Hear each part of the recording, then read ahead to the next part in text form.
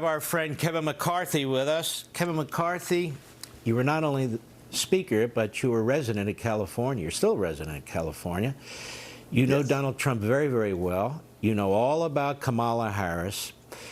People are looking, people are wondering. You see a big difference between these two? It could not be a greater contrast. You have to see what Kamala has left in her wake. Remember, she comes from California, but she just doesn't come from California. She comes from the most liberal point in the entire nation, San Francisco. And it's not just letting the borders wide open. San Francisco allows illegal citizens to vote in their school board. As Attorney General, it is her responsibility to write the language for propositions to go forward, to give to the voters what does this initiative actually do. She was the one that crafts the language that now allows people in California to steal up to a little less than $1,000 with no prosecution that has destroyed this state. If you look at the city of the wake she left in San Francisco, stores are collapsing, rent is going down, buildings are being given back. It's riddled with crime everywhere because she was the prosecutor, but she was the Soros prosecutor. And you've watched time and again her lack of ability as a VP. What has she done? She's had the responsibility of the border, but she implied it exactly of what she has done in California.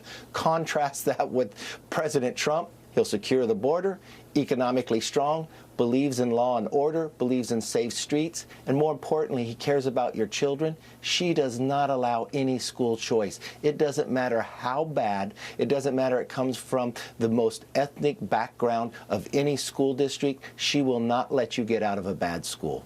You know, Mr. Speaker, I look at Kamala Harris and I think to myself, this is the most radical person I have ever seen as vice president who wants to be president.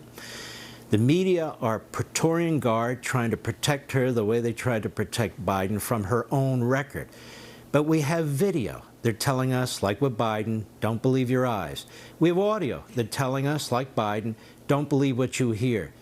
You live and lived in California under her as Attorney General. You saw her in the Senate when you were in the House. She's every damn bit as crazy radical as we think and see and hear, isn't she? She is, but it's even more ruthless than what she's able to do. I watched her, in my time dealing with President Biden, lie. She was the individual who would attack me when I would walk out and tell the truth of what I saw Biden not being the same person.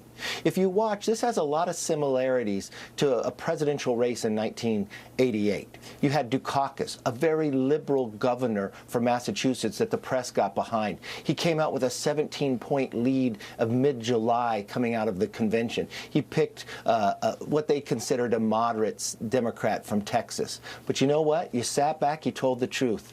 Where was he on crime? He was weak. Where was he the most liberal going through? And you watched that lead erode until President Bush moved through and won in a big electoral college. And lo and behold, President Bush picked this young, unknown senator from the Midwest for vice president.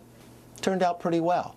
But this is an individual who I've watched time and again as Attorney General of California and the U.S. Senate. And let me tell you this. When she got elected to the U.S. Senate, I was the majority leader. I reached out to meet with her. Not once would she meet with me. If I talked to the Democrats inside the California delegation, they didn't care for her because she would not meet. And let me tell you something else. It is known in California and it's known in Washington.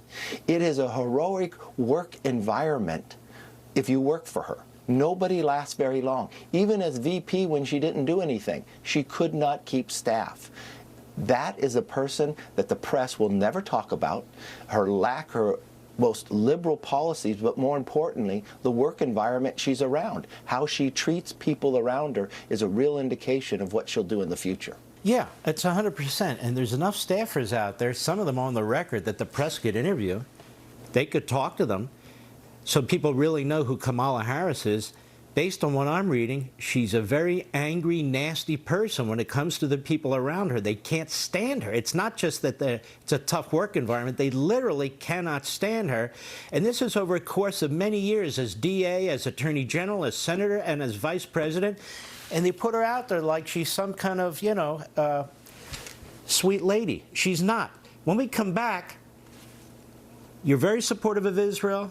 You spoke to the Knesset in Israel. You're very friendly with Prime Minister Benjamin Netanyahu. Are you concerned about her embrace of radical groups like CARE?